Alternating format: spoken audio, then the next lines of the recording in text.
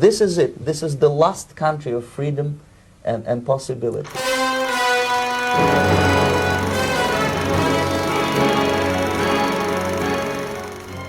In this day and age, at a time when patriotism has been associated with an allegiance to fascism, racism, and hierarchy, how exactly did we get here? Let us take a look at the following video. Well, you spoke several times before about ideological subversion. That is a phrase that I'm afraid some Americans don't fully understand. When the Soviets use the phrase ideological subversion, what do they mean by it? Ideological subversion is the process which is legitimate, overt, and open. You can see it with your own eyes. All you have to do, all American mass media has to do, is to unplug their bananas from their ears, open up their eyes, and they can see it. There is no mystery. There is nothing to do with espionage. I know that espionage, intelligence gathering, looks more romantic.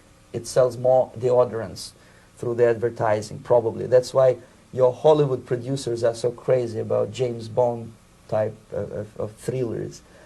But in reality, the main emphasis of the KGB is not in the area of intelligence at all. According to my opinion and opinion of many defectors of my caliber, only about 15% of time, money, and manpower is spent on espionage as such. The other 85% is a slow process which we call either ideological subversion or active measures, активные мероприятия in the language of the KGB, or psychological warfare. What it basically means is to change the perception of reality of every American to such an extent that despite of the abundance of information, no one is able to come to sensible conclusions in the interests of defending themselves, their families, their community, and their country. It's a great brainwashing process which goes very slow, and it's divided in 4 basic stages. The first one being demoralization. It takes from 15 to 20 years to demoralize a nation. Why that many years? Because this is the minimum number of years which requires to educate one generation of students in the country of your enemy, exposed to the ideology of the enemy. In other words, Marxism-Leninism ideology is being pumped into the soft heads of at least 3 generations of American students without being challenged or counterbalanced by the basic values of Americanism, American patriotism. The result you can see. Most of the people who graduated in the 60s, dropouts or half-baked intellectuals, are now occupying the positions of power in the government, civil service, business, mass media, educational system. You are stuck with them. You cannot get rid of them. They are contaminated. They are programmed to think and react to certain stimuli in a certain pattern. You cannot change their mind, even if you expose them to authentic information, even if you prove that white is white and black is black. You still cannot change the basic perception and the logic of behavior. In other words, these people, the process of demoralization is complete and irreversible. To get rid society of these people, you need another 20 or 15 years to educate a new generation of patriotically minded and common sense people who would be acting in favor and in the interests of the United States society. And yet these people who've been programmed and, as you say, in place, and Yes. who are favorable to an opening with the Soviet concept, these are the very people who would be marked for extermination in this country? Most of them, yes. Simply because the psychological shock when they will see in future what the beautiful society of equality and social justice means in practice, obviously they will revolt. They will be very unhappy, frustrated people. And the Marxist-Leninist regime does not tolerate these people. Obviously they will join the links of dissenters, dissidents. Unlike in present United States, there will be no place for dissent in future Marxist-Leninist America.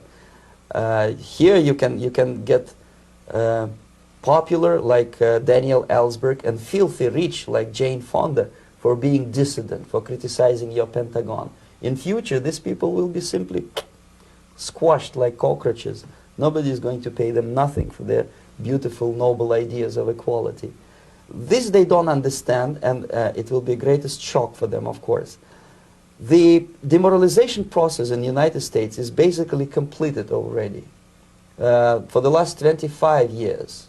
Actually, it's overfulfilled, because demoralization now reaches such areas where previously not even Comrade Andropov and all his experts would even dream of such a tremendous success. Most of it is done by Americans to Americans, thanks to lack of moral standards. As I mentioned before, exposure to true information does not matter anymore. A person who was demoralized is unable to assess true information. The facts tell nothing to him. Even if I shower him with information, with authentic proof, with documents, with pictures, even if I take him by force to the Soviet Union and show him concentration camp, he will refuse to believe it until he is going to receive a kick in his fat bottom. When a military boot crashes his, then he will understand, but not before that. That's the tragic of the situation of demoralization. So basically America is stuck with demoralization, and unless, even if you start right now, here, this minute, you start educating new generation of Americans, it will still take you 15 to 20 years to turn the tide of ideological perception of reality back to normalcy and patriotism. The next stage is destabilization. This time, subverter does not care about your ideas and the patterns of your consumption. Whether you eat junk food and get fat and flabby, doesn't matter anymore. This time, and it takes only from 2 to 5 years to destabilize a nation, what matters is essentials: economy, foreign relations, defense systems. And you can see it quite clearly that in some areas, in such sensitive areas as defense and economy, the influence of Marxist-Leninist ideas in the United States is absolutely fantastic. I could never believe it 14 years ago when I landed in this part of the world, that the process will go that fast. The next stage, of course, is crisis. It may take only up to 6 weeks to bring a country to the verge of crisis. You can see it in Central America now.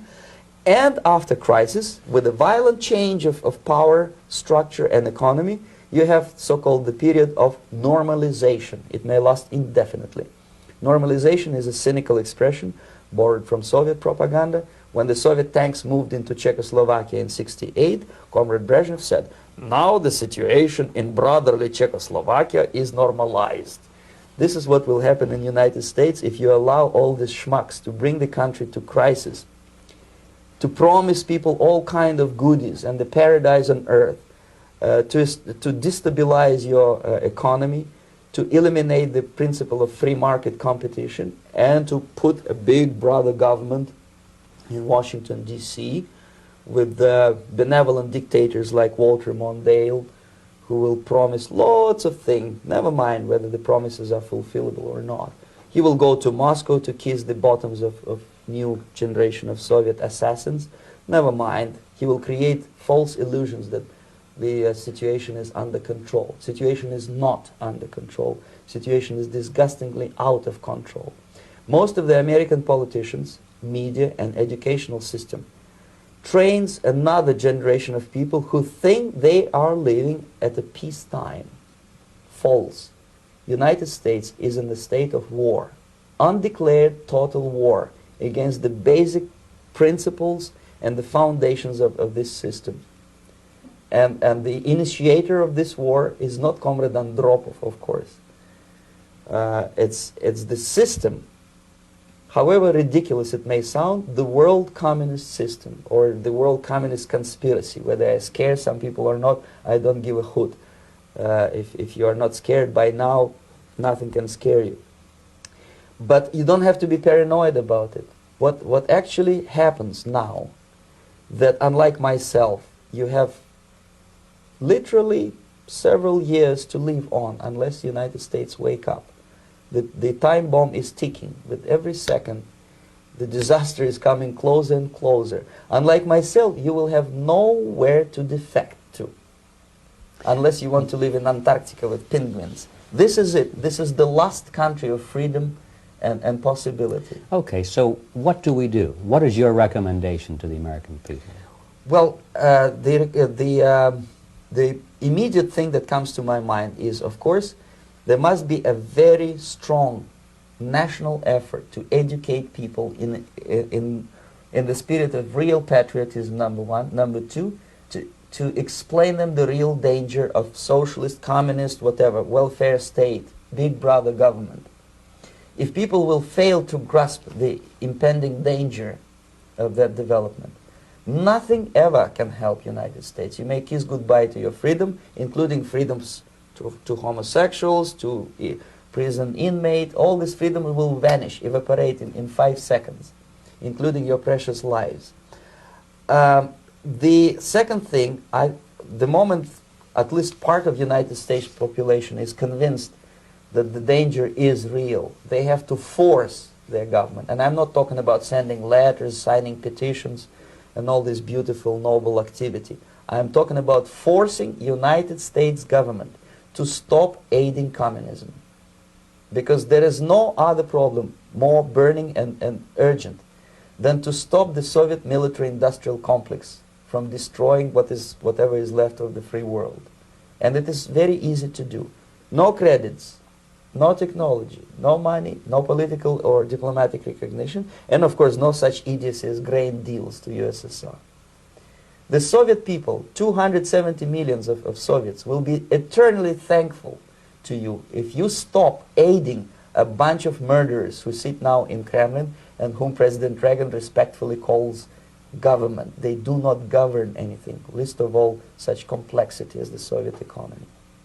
So basic, two very simple, maybe too simplistic answers or solutions, but nevertheless they are the only solutions. Educate yourself, understand what's going on around you. You are not living at the time of peace. You are in a state of war, and you have precious little time to save yourself. You don't have much time, especially if you are talking about young generation. There's not much time left for convulsions to the beautiful disco music. Very soon it will go, just overnight. If we are talking about capitalists or wealthy businessmen, I think they are selling the rope on which they will hang very soon.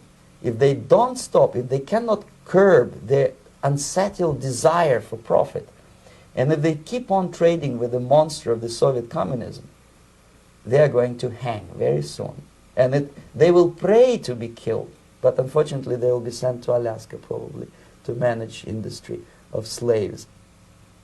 It's simplistic. I know it sounds unpleasant. I know Americans don't like to listen to things which are unpleasant. But I have defected not to tell you the stories about such idiocy as microfilm, James Bond type espionage. This is garbage. You don't need any espionage anymore. I have come to talk about survival. It's a question of survival of this system. You may ask me, what is it in for me? Survival, obviously, because unlike, as I said, I am now in your boat. If we sing together, we'll sing beautifully together. There is no other place on this planet to defect to. How long will it take to reverse the effects of this process? You decide.